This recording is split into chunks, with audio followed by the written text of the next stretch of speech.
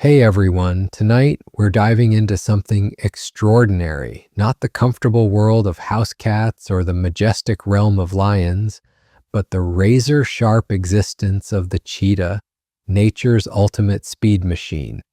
You might think you understand what it means to be fast, but trust me, there's a reason these spotted hunters live on the absolute edge of survival. If you're enjoying this deep dive into the wild, I'd really appreciate a quick like or even a subscribe. It helps more than you know. I'm always curious where you all are tuning in from, so drop a comment with your location and what time it is there. Love seeing our little global community connect through these explorations of the natural world. Now, dim the lights, maybe turn on a fan for that soft background hum, and let's ease into tonight's journey together. We're going to explore what it truly means to live as the world's fastest land animal and why being built for pure speed might be both a blessing and a curse. Picture this. You wake up as the sun paints the African savanna in shades of gold and amber, but you're not waking up refreshed after a peaceful night's sleep. You're waking up hungry, anxious, and acutely aware that your survival depends on a series of split-second decisions you'll make in the next few hours. Your body, lean and sculpted like a living missile, trembles slightly, not from cold, but from the constant tension of existing on nature's knife's edge. You are a cheetah, and today, like every day, you must run for your life. The first thing that hits you as consciousness returns is the weight of your own fragility. Despite being a predator, despite possessing the ability to accelerate from 0 to 60 miles per hour in just 3 seconds, you are paradoxically one of the most vulnerable creatures on the African plains. Your bones are hollow, like a bird's, designed for speed rather than strength. Your claws, unlike those of other big cats, don't fully retract, providing permanent traction for those explosive sprints. But this specialization comes at a cost that most people never consider. As you stretch your impossibly long legs, each muscle fiber fine-tuned for acceleration, you feel the constant ache that comes with being evolution's experiment in pure velocity. Your spine flexes like a spring, your shoulder blades slide beneath your spotted coat, and your small head swivels with those distinctive black tear marks scanning the horizon. These aren't just markings for show. They reduce glare from the sun, functioning like the black paint athletes wear under their eyes. Every aspect of your anatomy has been sacrificed on the altar of speed. The morning air carries scents that tell you stories, the musky aroma of wildebeest in the distance, the sharp, dangerous smell of lions somewhere upwind, the metallic scent of fear from a herd of gazelles that spotted you moments before you spotted them. Your world is painted in smells, and right now, they're telling you that survival will require every ounce of your legendary speed. But here's what most people don't understand about being the fastest land animal on Earth. Speed isn't just your weapon, it's your prison. You can't fight. You can't climb trees effectively. You can't swim. You can't even roar like other big cats. Instead, you chirp, you purr, you make sounds more like a bird than a predator. Your entire evolutionary strategy has been to put all your points into one skill, and that skill better work every single time, or you die. You rise to your feet, and immediately your body begins the complex calculations that will determine whether you eat today or go hungry for another 24 hours. Your eyes, positioned slightly forward like a sprinter's, scan the grassland with the intensity of a sniper. Unlike other cats who rely on stealth and ambush, you need open ground. You need room to accelerate, room to maneuver, room to reach those incredible speeds that make you famous. But open ground also means exposure, vulnerability, and competition. The sun climbs higher and you feel the familiar pressure building in your chest. Not anxiety exactly, but the weight of biological imperative. You haven't eaten in 2 days. Your body, already lean to the point of appearing almost skeletal, is beginning to consume itself. Unlike lions who can gorge themselves and then rest for days, you need to hunt frequently. Your high-performance engine requires constant fuel, and there's no room for error.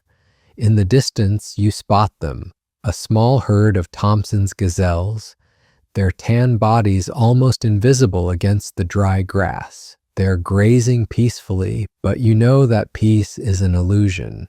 They've already seen you. They always see you. The question isn't whether they know you're there, it's whether you can get close enough to make your incredible speed count before they scatter. This is where being a cheetah becomes a chess match played at 70 miles per hour.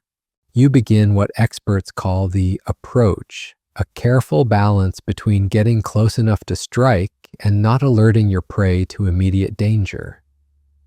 Every step is calculated. Every movement is measured. You're not stalking like a leopard, low and hidden.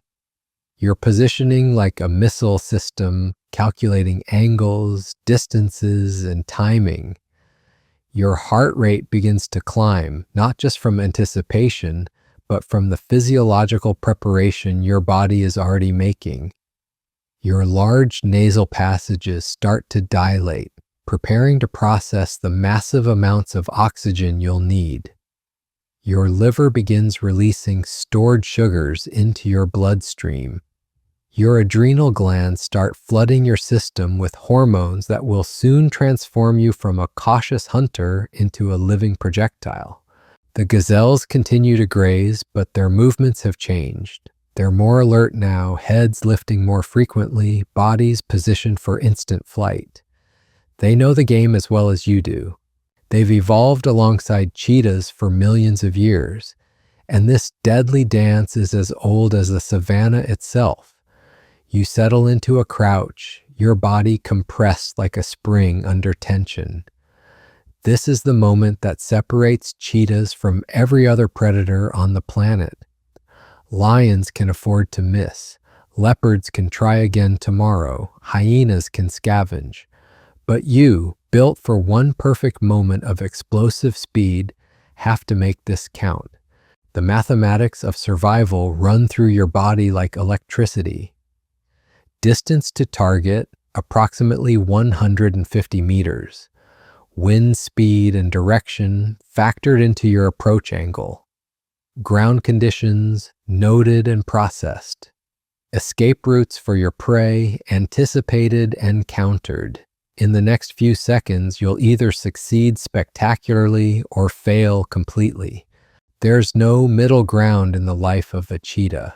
Your muscles coil tighter. Your breathing slows to almost nothing. Your pupils dilate as your vision sharpens to laser focus. The world around you, the sounds of other animals, the feeling of wind in your fur, the warmth of the sun on your back, all of it fades away until there is only you, your target, and the impossible speed that defines your existence. The gazelles sense the change in your energy. Their heads snap up in unison, black eyes wide with the ancient knowledge that death has just shifted into hunting position. For a moment, predator and prey lock eyes across the golden grass, both knowing that the next few seconds will determine who lives and who dies. This is what it means to be a cheetah. Not the graceful, easy life that documentaries sometimes suggest, but an existence balanced on the razor's edge between spectacular success and devastating failure. Every hunt is a gamble with death as the stakes. Every meal could be your last. Every day is a testament to the brutal efficiency of natural selection. The wind shifts slightly, carrying your scent toward the gazelles. Time slows to a crawl as you make the final calculations that will determine your fate. Your tail, long and heavy, begins to twitch with anticipation. Your claws dig slightly deeper into the earth. Your extraordinary heart, larger than any other cat's relative to body size, pounds against your ribs like a drum announcing the beginning of war. In the distance, a lion roars, the sound rolling across the savanna like thunder. It's a reminder that even if you succeed in catching your prey, the real challenge will just be beginning. Because being the fastest doesn't make you the strongest, and in the brutal hierarchy of the African plains, speed is just the entry fee to a much more dangerous game. You take the shot. Your body explodes forward like a biological missile launched from the earth itself. In the first 3 strides, you've already reached 30 miles per hour. Your spine flexes and extends in a rhythm that would make a gymnast weep with envy, each vertebra working in perfect harmony to generate the kind of acceleration that physics textbooks struggle to explain. Your paws barely touch the ground, spending more time in the air than on solid earth. The gazelles scatter like leaves in a hurricane, but you've already chosen your target. A young male, slightly separated from the herd, his escape route blocked by a termite mound. Your vision tunnels until the world becomes nothing but brown fur, white belly, and the precise point where your claws will need to connect. Everything else, the other gazelles, the acacia trees, the distant mountains, fades into irrelevance. 50 miles per hour, 60, 70. Your body has become something beyond normal mammalian biology. Your heart hammers at over 200 beats per minute, pumping blood through arteries and veins that have dilated to highway proportions. Your lungs work like industrial bellows, processing oxygen at rates that would kill most creatures. Your core temperature skyrockets toward dangerous levels, but you can't stop. Not now, not when success is measured in seconds. The gazelle makes a desperate cut to the left, its hooves scrambling for purchase on the loose soil. This is where your anatomy becomes art. Your long tail whips to the right, acting as a rudder to counteract the gazelle's movement. Your semi-retractable claws dig into the earth like organic cleats, giving you traction that defies the laws of physics. You adjust your trajectory without losing speed, your body flowing like liquid lightning across the landscape. But here's the terrible truth about being a cheetah that nature documentaries rarely emphasize. This incredible burst of speed, this biological miracle that makes you the envy of the animal kingdom, comes with a countdown timer attached. You have maybe 60 seconds, maybe 90 if you're lucky, before your body begins to shut down from the sheer effort of being superhuman. Your muscles are already beginning to flood with lactic acid. Your core temperature is climbing toward levels that will cook your brain if you don't stop soon. Your heart is working so hard that it's literally stretching with each beat, and every cell in your body is screaming for the oxygen that your lungs can't process fast enough. You are simultaneously the most powerful and most vulnerable creature on the savanna. The gap closes, 20 meters, 15, 10. Your prey's white tail flashes like a beacon of desperation. You can hear its breathing, labored and panicked, can smell the fear sweat that pours from its body. This is the moment where millions of years of evolution converge into a single, perfect action. Your front paws leave the ground one final time and you become airborne, a spotted missile aimed at survival itself. Contact. Your claws find purchase in the gazelle's flank and physics takes over. Both of you tumble to the ground in a cloud of dust and desperate energy. But you're not done yet. This is where being a cheetah becomes less about speed and more about precision. Your jaws, smaller and weaker than those of other big cats, must find the exact spot on your prey's throat that will end this quickly and efficiently. You can't afford a prolonged struggle. You don't have the strength for it. Your teeth sink into the soft flesh of the gazelle's neck, and you clamp down with every ounce of pressure your delicate jaw muscles can generate. It's not the bone-crushing bite of a lion or the neck-snapping power of a leopard. It's a surgical strike designed to collapse the windpipe and cut off the blood supply to the brain. The gazelle's struggles grow weaker, then stop altogether. Silence settles over the savanna like a blanket.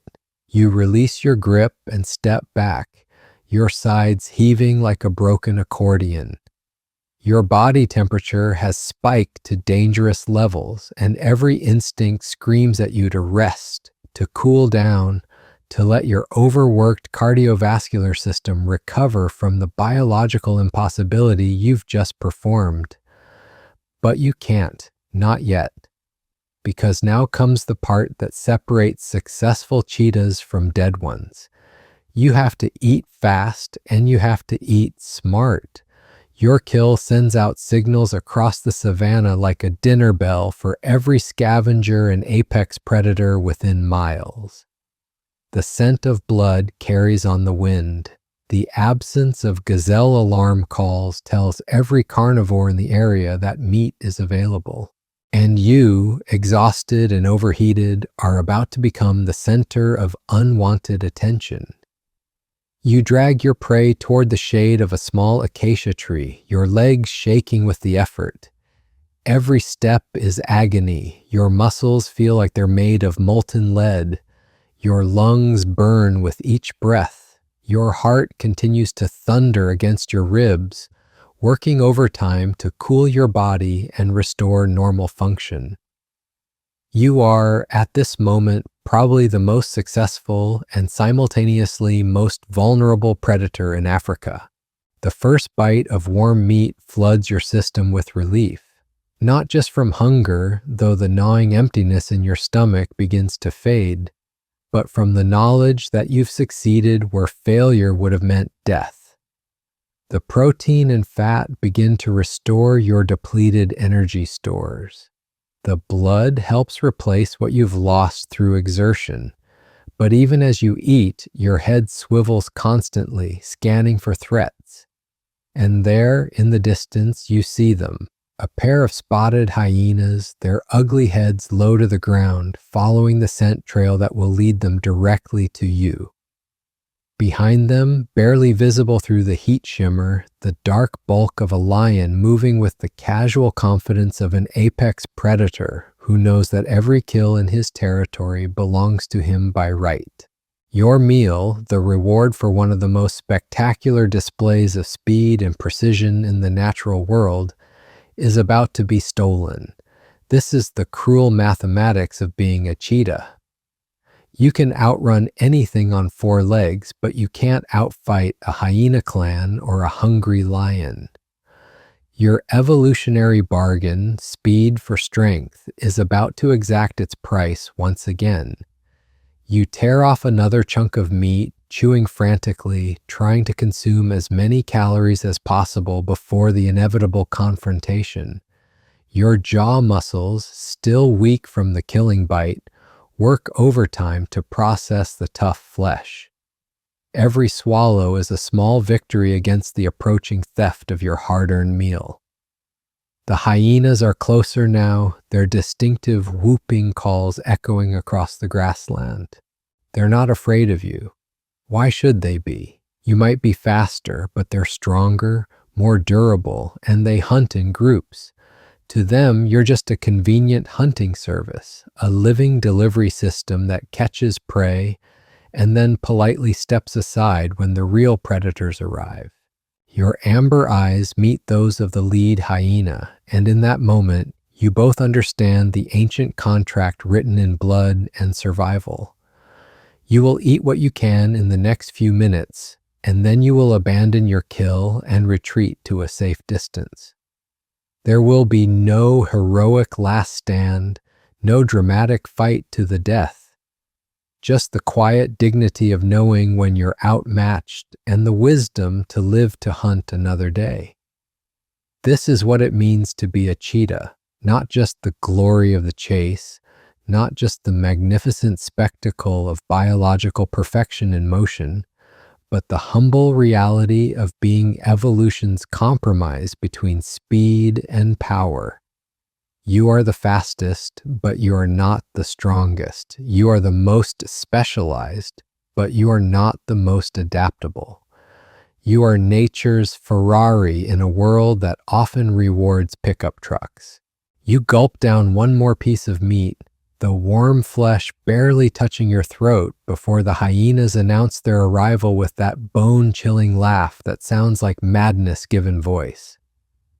You've managed maybe 10 minutes of feeding, nowhere near enough to truly satisfy the metabolic debt your body has just incurred, but it's what you get. This is your reality. Speed pays the bills, but strength collects the rent. You back away from your kill with the practiced resignation of someone who's played this scene 1,000 times. Your tail twitches with frustration, but your body language remains calm, submissive even. There's no point in challenging creatures built like organic bulldozers when you're constructed like a high-performance race for different jobs and car. Different tools right now, the job is survival, not pride. The hyenas move in with the casual arrogance of repo men, their powerful jaws already working on bones that your delicate mouth could never crack. You watch from a safe distance as they destroy in minutes what took you hours to orchestrate.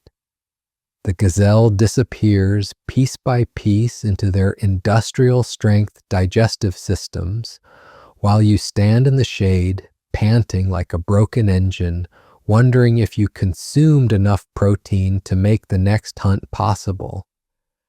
But here's where the story of being a cheetah takes an even darker turn. Because while you're recovering from this hunt, while your body temperature slowly returns to normal and your heart rate drops from cardiac event levels to merely elevated, your cubs are waiting. 3 small, spotted bundles of energy and vulnerability hidden in a den miles away, depending entirely on your success for their survival. And that changes everything. Being a solitary hunter is hard enough when you only have to worry about yourself. But cheetah mothers face a mathematical impossibility that would break most predators. You need to hunt successfully every 2 to 3 days to maintain your own body weight. Your cubs need milk, which means you need even more calories to produce it. And unlike lionesses who hunt in coordinated prides, unlike leopards who can cache kills in trees, you're doing this alone while caring for offspring that won't be able to hunt for themselves for over a year. Your cubs, beautiful as they are with their fluffy gray fur and bright blue eyes, are essentially biological time bombs. They can't run fast enough to escape danger. They can't climb trees like leopard cubs. They can't even roar to call for help. They're completely dependent on a mother whose survival strategy is built around being somewhere else very quickly when trouble arrives. The statistics are brutal. Only about 30% of cheetah cubs survive to independence. The rest fall victim to lions, hyenas, wild dogs, or even large birds of prey. Some starve when their mothers fail too many hunts in a row. Others die from exposure when forced to relocate dens repeatedly to avoid predators. A few simply vanish in the night, leaving behind only scattered tufts of fur and the hollow knowledge that being fast isn't always fast enough. You begin the long walk back to your cubs, your stomach still cramping with hunger despite the meat you managed to consume. The sun climbs higher, turning the savanna into a furnace that makes every step an effort.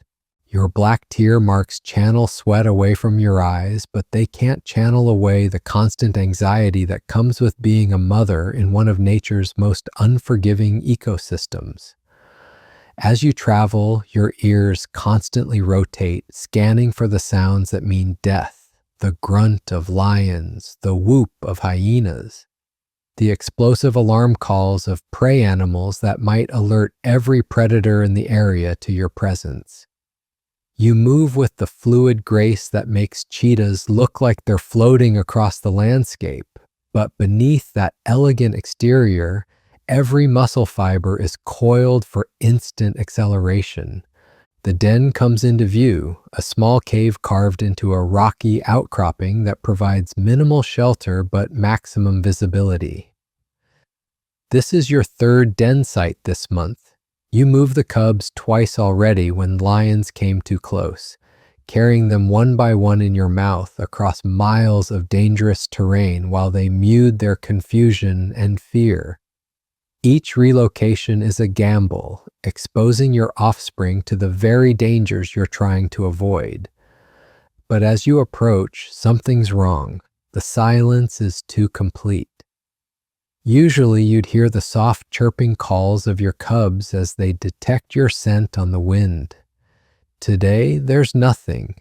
Your pace quickens from a walk to a trot, then to a flat-out sprint as maternal instinct overrides physical exhaustion.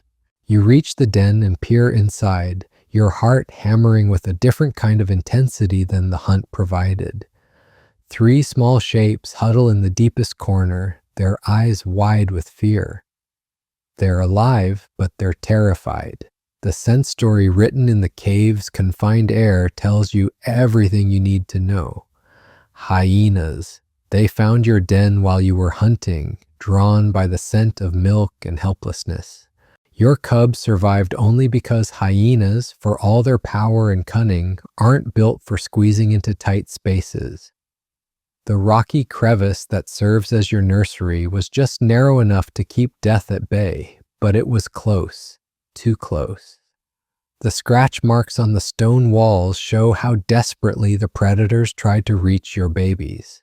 This is the impossible equation of cheetah motherhood. You have to leave your cubs to hunt, but leaving them makes them vulnerable to the very creatures that will steal your kills. You have to succeed at hunting to feed them, but hunting requires energy you don't have because you're burning calories producing milk. You have to find safe den sites, but safe is a relative term when you're sharing habitat with lions, leopards, hyenas, wild dogs, and a dozen other species that view your offspring as convenient snacks. Your cubs emerge from their hiding spot, chirping with relief and hunger. Their small bodies press against yours, seeking warmth and reassurance. The oldest, a female with your distinctive build already showing in her long legs, nuzzles against your neck with desperate affection. The 2 males, slightly smaller but equally beautiful, compete for position at your belly, their tiny claws kneading as they search for milk. You settle into the cramped den, arranging yourself so all 3 can nurse simultaneously. The physical relief of feeding them is matched by the emotional satisfaction of knowing they're safe for another day. But even as you relax into this moment of maternal bliss, your mind is already working on the next problem. The hyenas know this location now. You'll have to move again, probably tonight, carrying your cubs to yet another temporary sanctuary in a landscape that offers precious few safe spaces. The milk flows from your body into theirs, each ounce representing calories you can't afford to spare. Your ribs, already visible through your spotted coat, will become even more prominent over the next few days. Your muscle mass, carefully maintained through a lifetime of explosive hunting, will begin to cannibalize itself to support their growth. This is the sacrifice every cheetah mother makes, trading her own physical condition for her offspring's survival in a gamble that usually ends in heartbreak. As your cubs nurse, you listen to the sounds of the savanna afternoon. Somewhere in the distance, a lion pride is roaring, their territorial announcements carrying for miles on the still air. Closer, a troop of baboons barks their displeasure at something, probably a leopard trying to hunt near their roost. The eternal symphony of predator and prey continues, and you're simultaneously both, depending on the moment and the circumstances. Your cubs finish nursing and begin the playful wrestling that helps develop their coordination and hunting instincts. They pounce on your tail, stalk imaginary prey, and practice the lightning-fast paw movements they'll need to trip gazelles when they're old enough to hunt. Their play is adorable, but it's also loud, and loud means dangerous in a world where silence often equals survival. You begin grooming them with your rough tongue, not just for cleanliness, but to reinforce the social bonds that will hold your small family together through the trials ahead. Each lick deposits your scent on their fur, marking them as yours in a world where scent signatures can mean the difference between protection and predation. Their purrs vibrate against your chest, a sound that's both soothing and heartbreaking, because you know how fragile these moments of peace really are. The afternoon heat becomes unbearable, and you shift position to give your cubs maximum shade while exposing yourself to the sun's punishment. Cheetah mothers don't get the luxury of comfort. Every decision is made with cubs' first priority, even when it means accepting conditions that push your own physiology to its limits. Your breathing becomes shallow and rapid as your body works to dissipate heat, but you don't move. Their comfort comes before yours, always. As the sun begins its descent toward the horizon, you face another impossible choice. Stay here with your cubs and risk the return of the hyenas, or move them now while daylight makes travel safer but also more visible to aerial predators. Eagles and other large birds of prey are perfectly capable of snatching a cheetah cub, and moving 3 youngsters across open ground requires multiple trips that multiply the danger exponentially. You make the decision that every successful cheetah mother learns to make quickly and without second guessing. You'll move at dusk when the fading light provides some concealment but enough visibility to spot ground-based threats. It's not a perfect solution, but in your world, perfect solutions don't exist. Only choices between different types of risk, different levels of danger, different ways of potentially losing everything you've worked to protect. Your cubs sense the change in your energy and begin to settle down for what they think will be an evening nap. They don't understand that in a few hours, they'll be making another terrifying journey through hostile territory, carried in your mouth like precious cargo through a war zone. They don't comprehend that their survival depends on your ability to make a series of perfect decisions in an imperfect world. You rest your head on your paws and close your eyes for a moment, not sleeping, but conserving energy for the ordeal ahead.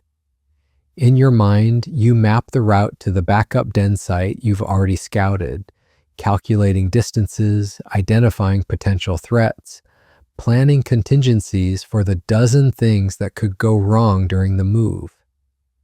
This is what it means to be a cheetah mother, not just the fastest hunter on the planet, but a strategist, a protector, a living embodiment of maternal sacrifice. Every day is a chess match played against opponents who outweigh you, outnumber you, and have fewer rules to follow. Every night is a vigil against forces that see your cubs not as the miracles they are to you, but as opportunities for an easy meal. The sun continues its descent, painting the savanna in shades of gold and crimson. Soon it will be time to move again, to carry your precious cargo to another temporary sanctuary, to begin another night of vigilant protection in a world that never stops trying to take away everything you love. But for now, in this moment, they're safe, they're fed, they're warm against your side, their small heartbeats syncing with yours in a rhythm as old as motherhood itself. Tomorrow will bring new dangers, new hunts, new impossible choices. Tonight, you'll face them together, a family of cheetahs against a world that has no mercy for the beautiful, the fast, or the vulnerable. The golden hour arrives, and with it, the time to move. Your cubs stir as you rise, their sleepy chirps questioning the disturbance. You nuzzle each one, memorizing their scent, their warmth, the perfect spotted patterns that make them unmistakably yours. Then you take the smallest male in your mouth, his tiny body going limp with instinctive trust, and step out into the dangerous beauty of the African evening. The journey begins again. The weight of your cub in your mouth is both familiar and terrifying. His small body hangs limp with the trust that only offspring can have in their parents, a faith so complete it breaks your heart even as it strengthens your resolve. Each step away from the compromised den is a step into uncertainty, but staying would have meant certain death. In the calculus of cheetah survival, movement equals hope, even when movement means exposure. Your paws find purchase on the rocky ground as you begin the treacherous descent from the outcropping. Behind you, your two remaining cubs wait in the cave, their eyes reflecting the dying sunlight like amber jewels. They don't understand why you're taking their brother away, why their warm, safe world is being disrupted again. They only know that mother is leaving, and in their universe, mother's absence means danger. The savanna spreads before you like a golden ocean, beautiful and merciless. Every shadow could hide a predator. Every sound might signal the approach of death. Your ears swivel constantly as you navigate the uneven terrain. The cubs wait, forcing you to move more carefully than your instincts demand. Speed is your greatest asset, but carrying precious cargo transforms your legendary acceleration into a liability. One stumble, one moment of lost balance, and everything ends. You reach level ground and pause, scanning the landscape with the intensity of a military scout. The backup den site lies 3 miles north, a journey that would normally take you 15 minutes at a comfortable lope. Tonight, with multiple trips required and the constant threat of discovery, it will take hours. Hours during which your cubs will be separated, vulnerable, trusting in your ability to reunite them before something else finds them first. The first mile passes without incident. Your passenger remains calm, his breathing steady against your neck. The rhythmic motion of travel seems to soothe him, and for a moment you allow yourself to hope that this relocation might be different. That maybe, just once, the universe will allow a cheetah mother to move her family without catastrophe. That's when you smell them. Lions. The scent hits your nostrils like a physical blow, fresh and strong and moving in your direction. Your body freezes mid-stride as your mind processes the olfactory information with the speed of a supercomputer analyzing data. 2 adults, possibly 3, male and female, fed recently but not gorged, hunting mode, not resting mode. The cub in your mouth stirs slightly, sensing the change in your tension. You force yourself to breathe slowly, evenly, fighting every instinct that screams at you to run. Running now would mean abandoning your other two cubs to save one. The mathematics of that choice is unacceptable. Instead, you do something that goes against every fiber of your being. You wait. The lion's scent grows stronger, and then you see them.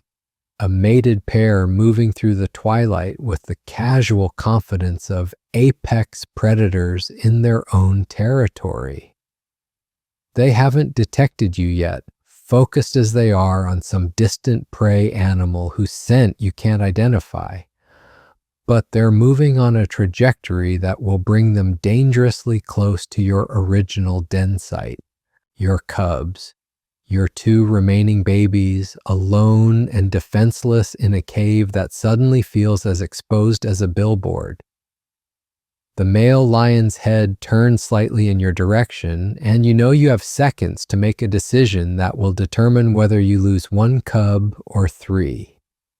You make a choice that defies every maternal instinct, every protective urge, every emotional bond that ties you to the small life in your mouth. You gently place your passenger behind a termite mound, his confused chirps cutting through your heart like claws. Then you do the unthinkable. You run toward the lions, not away from them. Your approach is calculated madness. You circle wide, staying just within their peripheral vision, making yourself known without presenting an immediate threat. To the lions, you're an interesting development, a potential opportunity, but not urgent enough to abandon their current hunt. They watch you with the lazy interest of creatures who know they hold all the cards. But you're not trying to fight them. You're not even trying to intimidate them. You're doing something far more desperate and far more clever. You're leading them away from your cubs through the oldest trick in the predator playbook, making yourself more interesting than the prey they haven't found yet. The lioness takes a step in your direction, her muscles rippling beneath her tawny coat. She's beautiful in the way that hurricanes are beautiful, all contain power and lethal grace. Her mate follows her lead, his massive frame moving with surprising fluidity for something that outweighs you by 300 pounds. They're curious now, wondering what game this spotted speedster thinks she's playing. You retreat just enough to maintain distance, just enough to keep their attention without triggering an all-out charge. This is psychological warfare at its most primitive level. A high-stakes game of follow the leader where the stakes are measured in the lives of your offspring. Every step you take away from your original den is a step toward safety for your hidden cubs. The lions follow, not urgently, but with the patient persistence of creatures who have all night to satisfy their curiosity. They've hunted cheetahs before.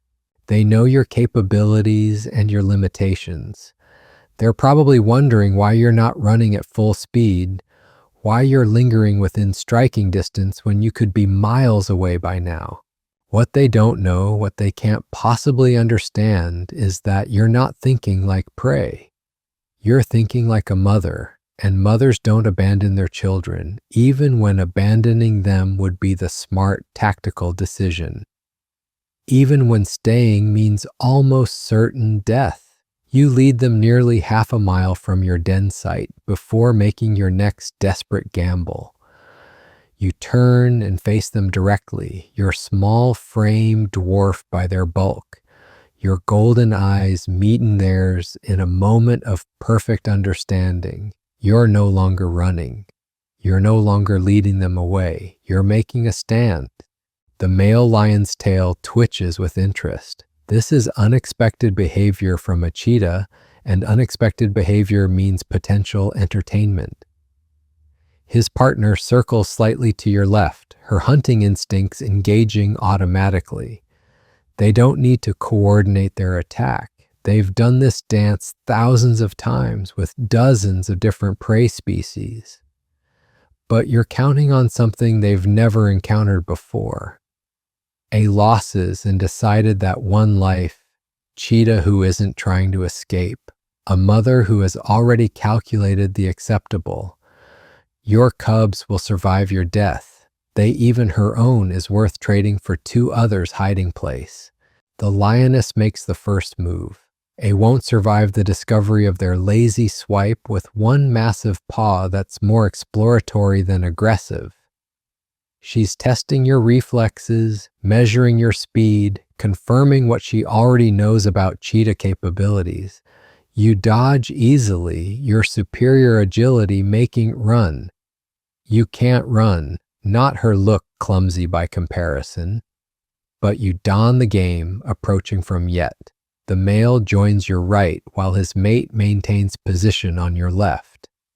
This is how lions hunt everything, using their superior strength and numbers to overwhelm prey that might outmaneuver them individually. Against most animals, it's devastatingly effective. Against you, desperate and motivated by forces they can't comprehend, it's merely dangerous. You dance between them for what feels like hours but is probably only minutes, your speed and agility keeping you just ahead of their claws and teeth. You're not trying to hurt them, just avoid being hurt long enough to accomplish your real goal. With each passing second, your cubs back at the den site are safer. With each step the lions take in pursuit of you, they move further from the discovery that would end everything. But this deadly ballet can't continue forever. Your body, already pushed to its limits by the day's hunt and the stress of cub care, begins to show signs of fatigue. Your dodges become less precise. Your timing slips by fractions of seconds. The lions sense the change immediately, their casual interest transforming into focused predatory intent. The end comes with the sudden violence that characterizes most encounters in the wild. The lioness lunges with her full weight behind the attack, her claws extended, her jaws gaping. You twist away, but not quite far enough. Fire races along your ribs as her claws find purchase, opening 4 parallel furrows in your spotted hide. Pain explodes through your nervous system, but it's accompanied by something unexpected. Relief. The blow that should have ended everything instead provides the distraction you've been orchestrating. As the lioness recovers from her lunge, as her mate moves to capitalize on your injury, you do the one thing they're not expecting. You run, not away from them, not toward safety, but in a wide circle that will eventually bring you back to where you started. Back to the termite mound where your smallest cub waits in confused terror. Back to the beginning of a night that has already cost you blue their full speed, don't pursue with D, and will likely cost you more before it's over. The lions, why should they? Your injured, bleeding prey to know that time's seen enough wound, and they've is on their side. They follow at a steady lope, confident that your legendary speed is compromised by the gashes along your flank. They're right, but they're also missing the point. You reach the termite mound as darkness settles fully over the savanna. Your cub is exactly where you left him, pressed against the red earth structure like a spotted shadow. His relief at your return is palpable, his small body trembling with the aftermath of fear and abandonment. You scoop him up again, tasting your own blood on your lips as you do so. The lions are perhaps a quarter-mile behind you, moving with the steady persistence of creatures who know that wounded prey always makes mistakes eventually. They're right, but they're also operating under assumptions that don't account for the mathematics of maternal love. You're not wounded prey trying to escape. You're a mother trying to save her children, and those are completely different equations. You begin moving toward the new den site, your injured flank screaming with each stride. The cub in your mouth seems heavier now. your strength sapped by blood loss and the adrenaline crash that follows mortal combat. But you keep moving because stopping means dying, and dying means your cubs become orphans in a world that devours orphans without conscience. Behind you, the lions maintain their pursuit, but something has changed in their body language. They're no longer hunting with the casual confidence of earlier. Your willingness to fight, your refusal to behave like normal prey, has introduced an element of uncertainty into their calculations. Predators prefer predictable prey, and you've been anything but predictable tonight. The new den site appears ahead, a rocky crevice even more defensible than your previous hiding place. But reaching it requires climbing, and climbing with a cub in your mouth while bleeding from claw wounds is a challenge that pushes your capabilities to their absolute limits. Each upward movement sends fresh fire through your ribs. Each placement of paw on stone requires precision you're not sure you still possess. You make it to the cave entrance just as exhaustion threatens to overwhelm you completely.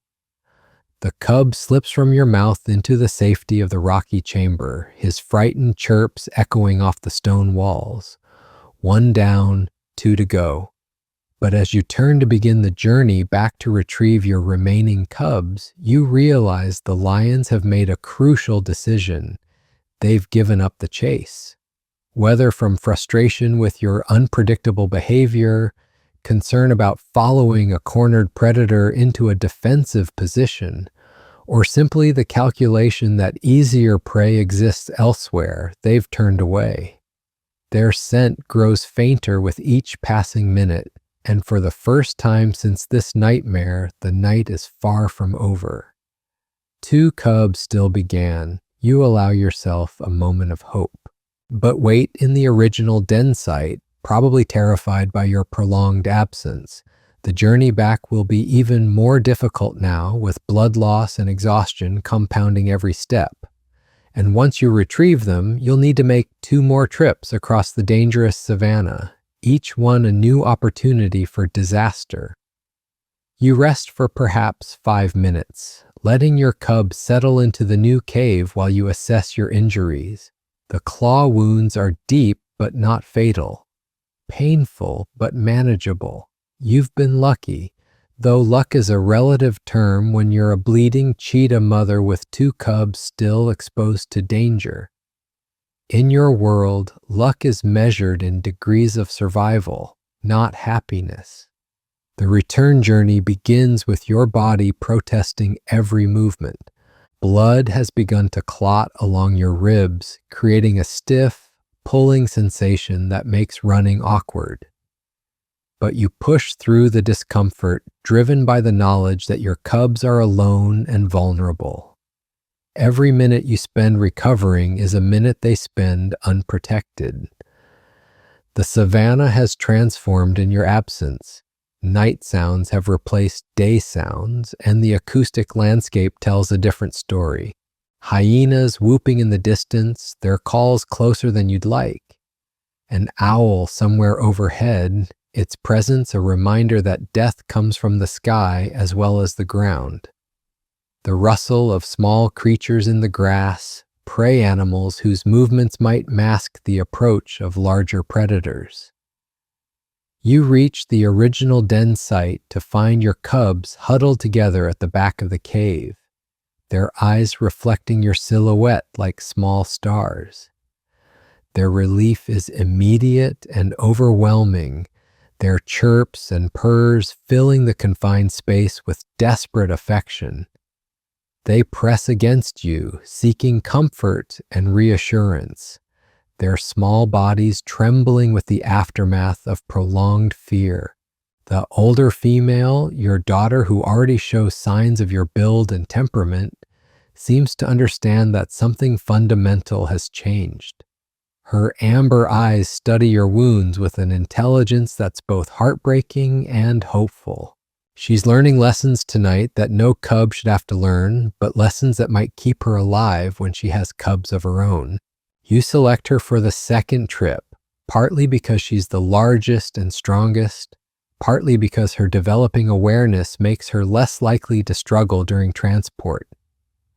She submits to being carried with the dignity of a young queen, her body relaxed but alert as you begin the journey back to the new den site. This trip passes more quickly than the first.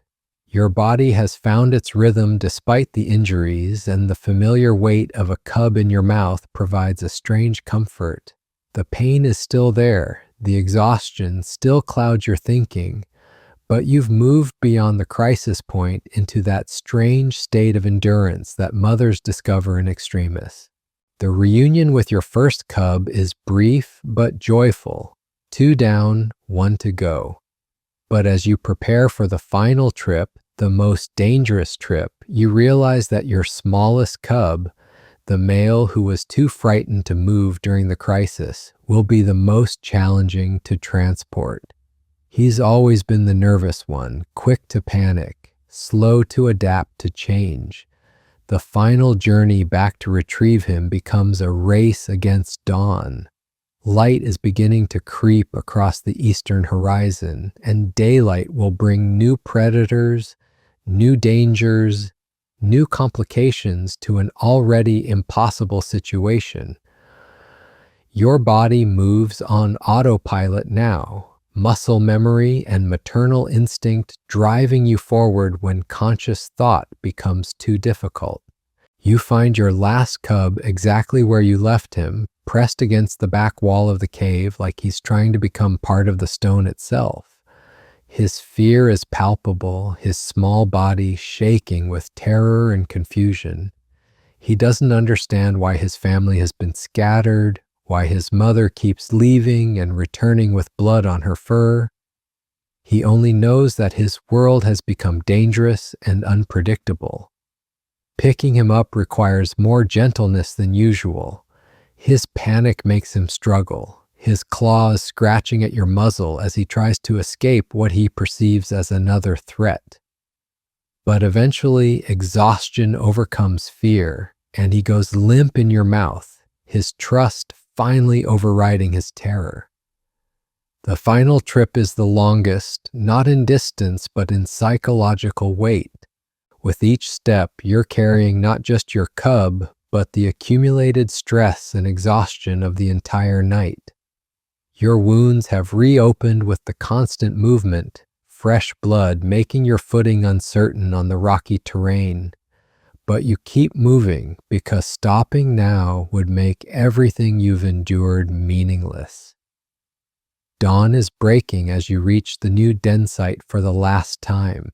The sky lightens from black to deep purple to rose gold, painting the savanna in colors that would be beautiful if you had the energy to appreciate them. Your 3 cubs are finally together again, safe in their new hiding place, chirping their relief and hunger as they press against your wounded flanks. You collapse at the entrance to the cave, your body finally acknowledging the toll of the night's events. Every muscle aches, every breath sends sharp reminders of your injuries through your nervous system. Your cubs need to nurse, but you're not sure you have the strength to position yourself properly for feeding. But somehow you manage. Maternal instinct overrides physical exhaustion, and you arrange yourself so all 3 cubs can access the milk their growing bodies demand. The sensation of them nursing is both draining and restorative, taking precious resources from your depleted reserves while providing the emotional satisfaction that makes all the sacrifice worthwhile. As your cubs feed, you listen to the sounds of the awakening savanna, lions roaring their territorial claims, hyenas whooping their way back to their dens after a night of scavenging. The complex symphony of an ecosystem where every note represents another creature's struggle for survival. You're just one voice in that vast chorus, but your voice matters because it represents something precious and fragile and worth fighting for. Your cubs finish nursing and settle into sleep, their bellies full and their world temporarily safe. You remain alert despite your exhaustion, scanning the horizon for threats, calculating escape routes, planning for the dozen emergencies that could unfold before the day is over. This is your reality now, a constant state of vigilance broken only by brief moments of relative peace. The sun climbs higher, turning the rocky outcropping into an oven that tests your heat tolerance to its limits. But you endure because enduring is what cheetah mothers do.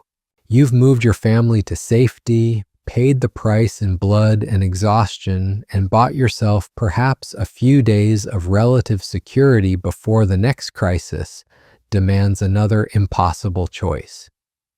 This is what it means to be a cheetah in the modern world. Not just the magnificent sprints, not just the perfect hunting sequences, but the grinding daily reality of survival in an ecosystem that has no mercy for the beautiful or the fast or the devoted.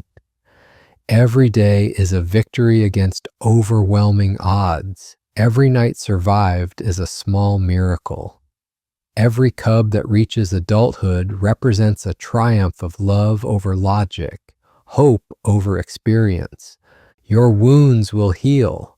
Your strength will return, and in a few days, when your cubs are settled and your body has recovered, you'll venture out again to hunt, to risk everything on another 60-second sprint across the golden grass.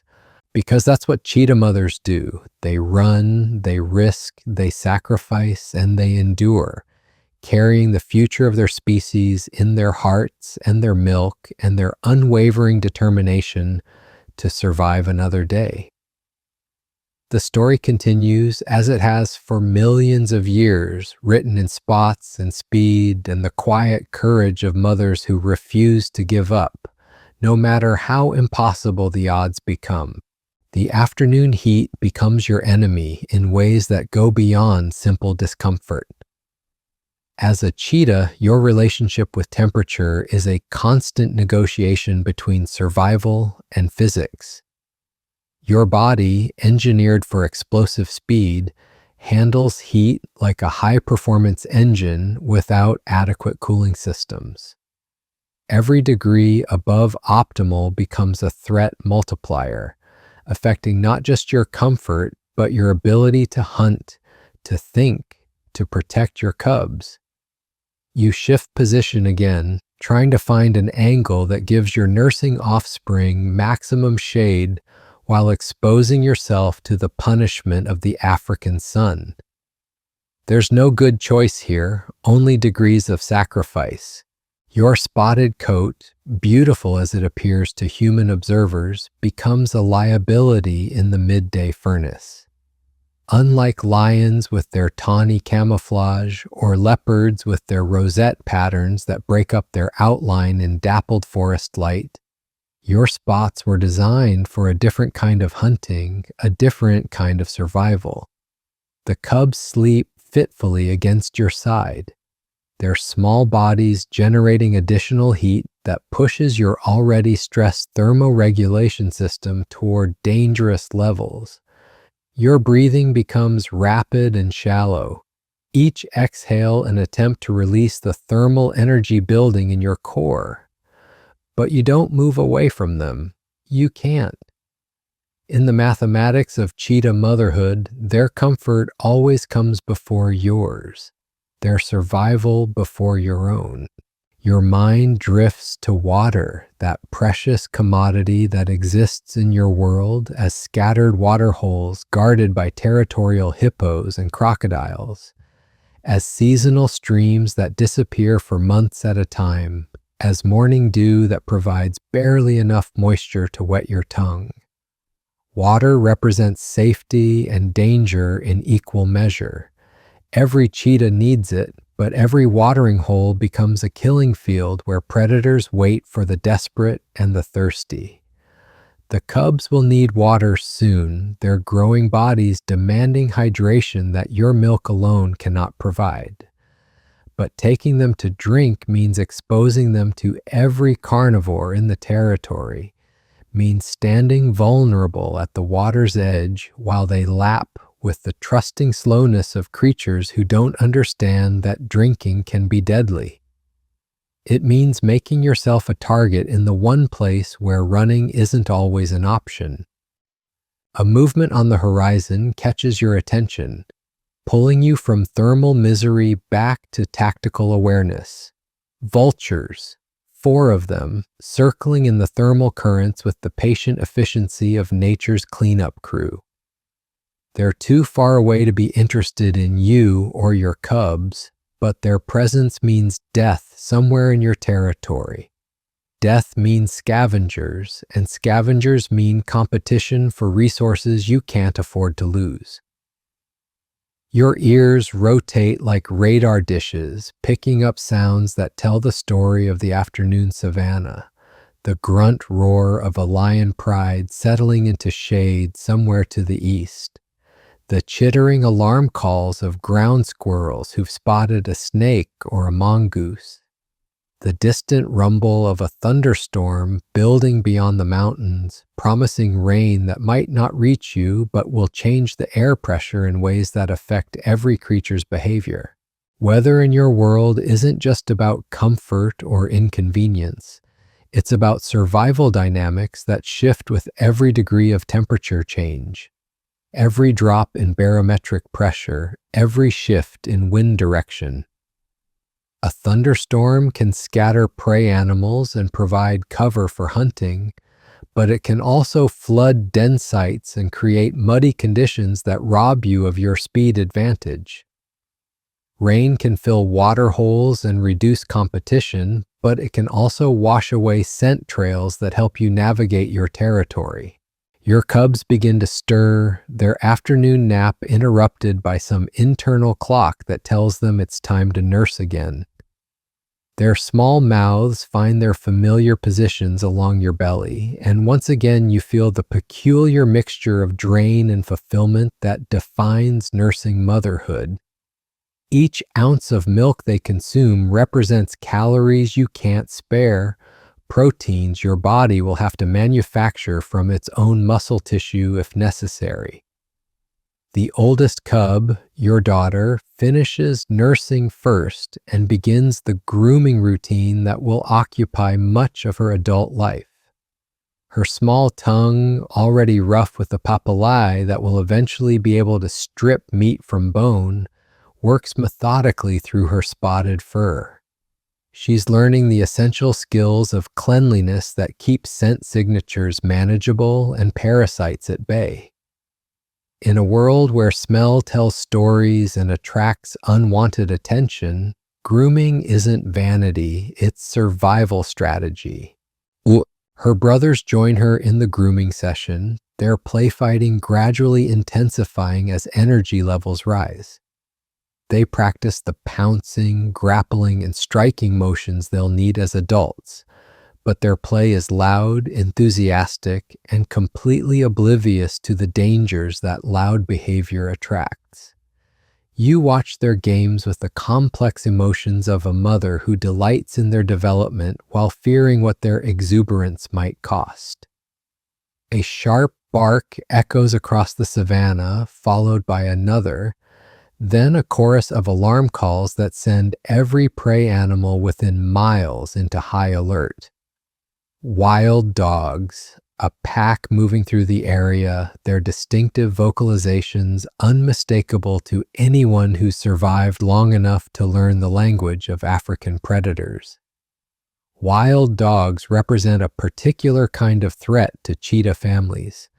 Not because they're stronger, but because they're pack hunters with endurance that matches or exceeds your own. Unlike lions who rely on ambush and raw power, or leopards who use stealth and surprise, wild dogs hunt through persistence and coordination.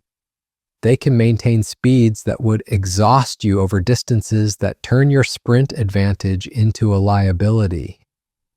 Worse, they're intelligent enough to split up, surrounding prey and cutting off escape routes with tactical precision, that would impress military strategists. Your cubs sense the change in your alertness and huddle closer, their play forgotten in the face of maternal tension. They don't understand but instinctively respect. The oldest female looks directly at you, her amber eyes already showing the beginning awareness that will eventually make her a successful mother herself, assuming she survives long enough to have that opportunity. The wild dog calls grow fainter, suggesting the pack is moving away from your immediate area, but you remain tense for another hour, listening to the acoustic landscape for signs that they might be circling back. In your world, relaxation is a luxury that can prove fatal. Constant vigilance isn't paranoia when everything bigger, stronger, or more numerous than you genuinely wants to kill your children. As the afternoon progresses toward evening, your body begins the complex preparations for another night of potential crisis. Your metabolism shifts subtly, preparing for the possibility of another emergency relocation, another desperate defense of your offspring, another series of impossible choices between competing survival needs. Every system in your body remains on standby, ready to respond to threats that might emerge from any direction. The cubs return to nursing, their demands increasing as they grow larger and more active. Your milk production struggles to keep pace with their needs, the biological equation becoming more challenging each day. Soon, very soon, they'll need solid food to supplement what your body can provide. That means meat, which means hunting, which means leaving them alone again in a world that never stops trying to kill them. But tonight, they're safe, fed, warm, hidden in a den that provides at least temporary security from the larger predators that rule the darkness. You arrange yourself at the cave entrance, your body forming a barrier between your cubs and the dangerous world beyond. Your wounds have stopped bleeding, though they still pull and ache with each movement. The pain serves as a reminder of how close you came to losing everything, how narrow the margin between success and catastrophe really is. The first stars appear in the darkening sky, and with them comes the night shift of predators. Different hunters, different dangers, different calculations of risk and reward. Leopards beginning their silent stalks through the darkness, hyenas emerging from their dens with their trademark whooping calls, lions starting their territorial patrols with roars that carry for miles across the cooling air. You listen to this nightly symphony with the trained ear of someone whose survival depends on understanding every note, every rhythm, every pause that might signal opportunity or threat. Your world is painted in sounds and smells more than sights, especially during the dangerous hours between sunset and dawn, when most of Africa's apex predators do their deadliest work. Your cubs sleep peacefully beside you, their small bodies rising and falling with the easy breathing of creatures who trust completely in their mother's ability, a gift and a burden, a responsibility to keep them safe. That trust is both that weighs more heavily than any physical load you've ever carried. They don't know how precarious their existence really is. How many threats circle their small world like sharks around a life raft? Tomorrow will bring new challenges, the need to hunt again despite your injuries and exhaustion, the need to find water despite the dangers that lurk around every watering hole, the need to teach your cubs the skills they'll need to survive in a world that shows no mercy to the unprepared. But tonight, you've succeeded in the most basic and most difficult task of cheetah motherhood, keeping them alive for one more day. The night deepens, and with it comes the profound silence that exists between the calls of nocturnal hunters. In that silence, you can hear your own heartbeat, steady and strong despite everything you've endured. You can hear the soft breathing of your cubs, the sound that makes every sacrifice worthwhile. You can hear the whisper of wind through grass, the rustle of small creatures, the distant splash of something drinking at a waterhole miles away. This is your world, beautiful and terrible in equal measure, a place where love is measured in blood and sacrifice, where success is counted in days survived rather than goals achieved, where being the fastest creature on land still isn't enough to guarantee your children will live to see their first birthday, where every sunset brings relief and every sunrise brings new dangers to face with courage you didn't know you possessed. You are a cheetah mother, guardian of the future, keeper of genetic treasures that took millions of years to perfect.